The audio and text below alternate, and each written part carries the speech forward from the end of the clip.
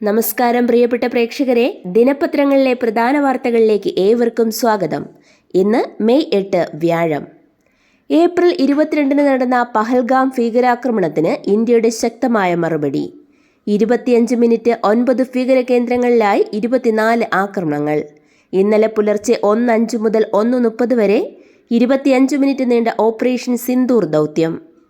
അതിർത്തി കടക്കാതെ 100 കിലോമീറ്റർ അകലെ വരെയുള്ള ഭീകര കേന്ദ്രങ്ങളെ കൃത്യതയോടെ തകർത്തുവെന്നതും 9-ൽ 4 കേന്ദ്രങ്ങളും പാക് പഞ്ചാബിലാണെന്നതും തിരിച്ചടിയുടെ മൂർച്ച കൂട്ടുന്നു. 1971 ശേഷം പാക് പഞ്ചാബിലേക്കുള്ള ഇന്ത്യയുടെ ആദ്യ പ്രഹരം. കര, നാവിക, വ്യോമസേനകളുടെ സംയുക്ത ദൗത്യത്തിൽ 31 പേർ കൊല്ലപ്പെട്ടെന്നും 57 പേർക്ക് പരിക്കേറ്റെന്നുമാണ് ഔദ്യോഗിക വിവരം. പാക് പഞ്ചാബിലെ ബഹാവൽപൂരിലുണ്ടായ മിസൈൽ ആക്രമണത്തിൽ ജെയ്ഷെ മുഹമ്മദ് ഭീകര സംഘടനയുടെ തലവൻ മസൂദ് അസ്ഹറിന്റെ 10 ബന്ധുക്കൾ കൊല്ലപ്പെട്ടു. മസൂദിന്റെ അടുത്ത 4 അനുയായികളും കൊല്ലപ്പെട്ടിട്ടുണ്ട്. ലഷ്കർ എ തയ്ബ, ജെയ്ഷെ മുഹമ്മദ് എന്നിവയുടെ പരിശീലന കേന്ദ്രങ്ങളിലേക്കും ഭീകരരെ ഇന്ത്യയിലേക്ക് അയക്കുന്ന ലോഞ്ചിംഗ് പാഡുകളിലേക്കും റഫാൽ യുദ്ധവിമാനങ്ങളും സൂയിസൈഡ് ഡ്രോണുകളും ഉപയോഗിച്ചായിരുന്നു ആക്രമണം. ജനവാസ മേഖലകളും സൈനിക കേന്ദ്രങ്ങളും ആക്രമിച്ചിട്ടില്ലെന്നും സേനാ കേന്ദ്രങ്ങൾ വ്യക്തമാക്കി. പ്രധാനമന്ത്രി നരേന്ദ്രമോദിയും പ്രതിരോധ മന്ത്രി രാജ്നാഥ് സിംഗും ദൗത്യം തത്സമയം നിരീക്ഷിച്ചു. പ്രധാനമന്ത്രി നരേന്ദ്രമോദി രാഷ്ട്രപതി ദ്രൗപദി മുർമുവിനെ കണ്ട ദൗത്യത്തെക്കുറിച്ച് വിശദീകരിച്ചു. 13 മുതൽ 17 വരെ ക്രൊയേഷ്യ, നോർവേ, നെതർലൻഡ് എന്നീ രാജ്യങ്ങളിലേക്ക് നടത്താനിരുന്ന യാത്ര പ്രധാനമന്ത്രി റദ്ദാക്കി. ദൗത്യ വിജയത്തിൽ സേനകളെ കേന്ദ്ര മന്ത്രിസഭ അഭിനന്ദിച്ചു. ഇന്ത്യയുടെ തിരിച്ചടിക്ക് പിന്നാലെ കശ്മീരിൽ നിയന്ത്രണ രേഖയിൽ പാക് സേന നടത്തിയ ആക്രമണത്തിൽ സൈനികന് വീരമൃത്യു. 4 കുട്ടികൾ ഉൾപ്പെടെ 15 പേർ കൊല്ലപ്പെട്ടു. 50ഓളം പേർക്ക് പരിക്കേറ്റു. ലാൻസ് നായിക് ദിനേശ് കുമാറാണ് വീരമൃത്യു വരിച്ചത്. ഔദ്യോഗിക വസതിയോട് ചേർന്ന മുറിയിൽ ചാക്കുകെട്ടിൽ നോട്ടുകെട്ടുകൾ കണ്ടെത്തിയ സംഭവത്തിൽ ഡൽഹി ഹൈക്കോടതി ജഡ്ജി യശ്വന്ത് വർമ്മയ്ക്ക് നേരിട്ട് പങ്കുണ്ടെന്ന് സുപ്രീം കോടതി നിയോഗിച്ച 3 അംഗ അന്വേഷണ സമിതിയുടെ റിപ്പോർട്ട്. രാജിവെച്ചൊഴിയാൻ ചീഫ് ജസ്റ്റിസ് ആവശ്യപ്പെടണമെന്നും ഇതിനു തയ്യാറായില്ലെങ്കിൽ ജസ്റ്റിസ് വർമ്മയെ കുറ്റവിചാരണയിലൂടെ പുറത്താക്കാൻ രാഷ്ട്രപതിയോട് ശുപാർശ ചെയ്യണമെന്നും സമിതിയുടെ റിപ്പോർട്ടിൽ നിർദ്ദേശമുണ്ടെന്നാണ് വിവരം. റിപ്പോർട്ടിന് മറുപടി നൽകാൻ ജസ്റ്റിസ് വർമ്മയ്ക്ക് ചീഫ് ജസ്റ്റിസ് സഞ്ജീവ് ഖന്ന നാളെ വരെ സമയം നൽകിയിട്ടുണ്ട്. 13-ന് ചീഫ് ജസ്റ്റിസ് വിരമിക്കുന്നതിനാൽ അതിനു മുൻപ് തീരുമാനമുണ്ടാകുമെന്നാണ് വിവരം. SSLC പരീക്ഷാഫലം നാളെ വൈകിട്ട് 3-ന് മന്ത്രി ശിവൻകുട്ടി പ്രഖ്യാപിക്കും. തുടർന്ന് പരീക്ഷാഭവൻ, കൈറ്റ്, PRD തുടങ്ങിയവയുടെ വെബ്സൈറ്റുകളിൽ നിന്ന് വിദ്യാർത്ഥികൾക്ക് ഫലം അറിയാനാകും. യുദ്ധസമാന സാഹചര്യങ്ങളിൽ ബോധവൽക്കരണമായി മോക്ക് ഡ്രിൽ. യുദ്ധ സാഹചര്യമുണ്ടായാൽ സന്നദ്ധരാകുന്നതിന്റെ ഭാഗമായി ജില്ലയിൽ വിവിധയിടങ്ങളിൽ മോക്ക് ഡ്രില്ലുകൾ നടന്നു. നേരത്തെ തന്നെ മോക്ക് ഡ്രിൽ പ്രഖ്യാപിച്ചിരുന്നതിനാൽ സംഗതി നാടകമാണെന്ന് എല്ലാവർക്കും അറിയാമായിരുന്നെങ്കിലും മിന്നൽ നീക്കങ്ങൾ ജാഗ്രതയോടെ ആളുകൾ നോക്കിക്കണ്ടു.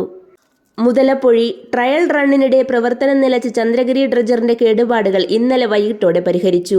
ബോട്ടുകളുടെ സഹായത്തോടെയാണ് അഴിമുഖ മുനമ്പിലേക്ക് ഡ്രഡ്ജർ എത്തിച്ചത്. സാങ്കേതികമായ തകരാറുകൾ പരിഹരിച്ചെങ്കിലും ട്രയൽ റണ്ണിലൂടെ മാത്രമേ പ്രവർത്തന പുരോഗതി കണ്ടെത്താനാവൂ എന്നാണ് ബന്ധപ്പെട്ടവർ പറയുന്നത്.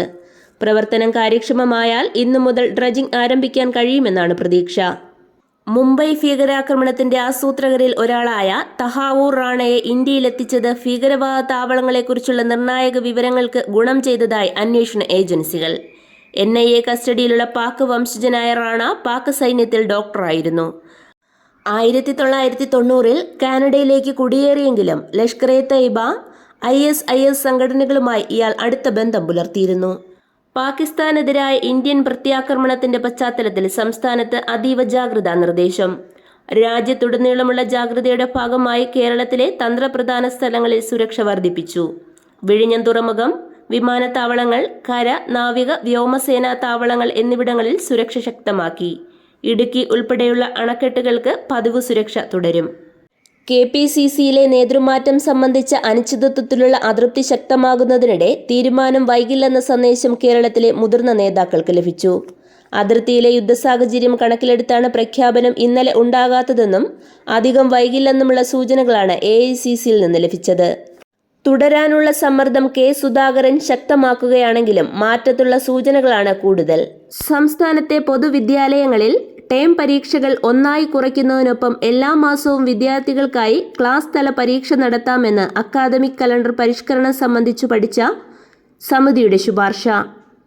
ഓരോ മാസവും വിദ്യാർത്ഥികൾ പഠിക്കേണ്ട പാഠഭാഗങ്ങളെ ആസ്പദമാക്കി SCERT തയ്യാറാക്കുന്ന ചോദ്യ ബാങ്കിൽ നിന്നുള്ള ചോദ്യങ്ങൾ ഉപയോഗിച്ച് ക്ലാസ് പരീക്ഷ നടത്തണമെന്നാണ് നിർദ്ദേശം. നിലവിൽ ഓണക്കാലത്തും ക്രിസ്മസ് സമയത്തും നടത്തുന്ന ടേം പരീക്ഷകൾക്കു പകരം ഒക്ടോബറിൽ മിഡ് ടേം പരീക്ഷയും മാർച്ചിൽ വാർഷിക പരീക്ഷയും മാത്രം മതിയെന്നാണ് സമിതിയുടെ ശുപാർശ. വിജിലൻസിന്റെ ഓപ്പറേഷൻ സ്പോട്ട് ട്രാപ്പ് വിജയം. അഴിമതിക്കാരായ ഉദ്യോഗസ്ഥർ കൈക്കൂലി ആവശ്യപ്പെടുകയോ സ്വീകരിക്കുകയോ ചെയ്യുമ്പോൾ കൈയോടെ പിടികൂടുന്നതിനായി വിജിലൻസ് നടപ്പിലാക്കുന്ന ഓപ്പറേഷൻ സ്പോട്ട് ട്രാപ്പിന്റെ ഭാഗമായി ഈ വർഷം ഇതുവരെ അഴിമതിക്കാരായ 40 പേർ 29 ട്രാപ്പ് കേസുകളിൽ പിടിയിലായി. കൈക്കൂലിയായി പണം കൈപ്പറ്റിയതിനു പുറമെ ഡിജിറ്റൽ ഇടപാട് വഴി പണം സ്വീകരിച്ചതും മദ്യം പാരിതോഷികമായി കൈപ്പറ്റിയതും ഇതിൽ ഉൾപ്പെടും. അറസ്റ്റ് ചെയ്തവരിൽ 16 പേർ റവന്യൂ ഉദ്യോഗസ്ഥരാണ്. കുടുംബശ്രീയുടെ ആസ്ഥാന മന്ദിരം നിർമ്മിക്കാൻ ചെറുവൈക്കൽ വില്ലേജിൽ ആക്കുളത്ത് 15 സെന്റ് സ്ഥലം സർക്കാർ കൈമാറി. കുടുംബശ്രീ ദിനമായ 17-ന് തറക്കല്ലിടാൻ ചടങ്ങ് നടന്നേക്കും.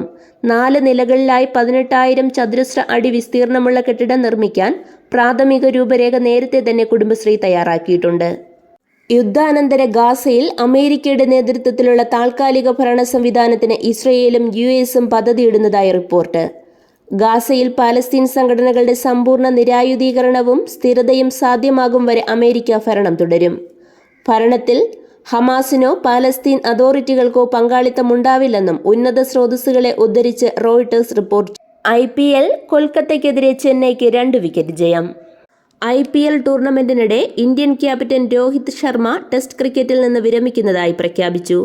രാജ്യാന്തര T20 ക്രിക്കറ്റിൽ നിന്നും മുൻപേ വിരമിക്കൽ പ്രഖ്യാപിച്ച രോഹിത് ഇതോടെ ഏകദിന ക്രിക്കറ്റിൽ മാത്രമാവും ഇനിയുണ്ടാവുക.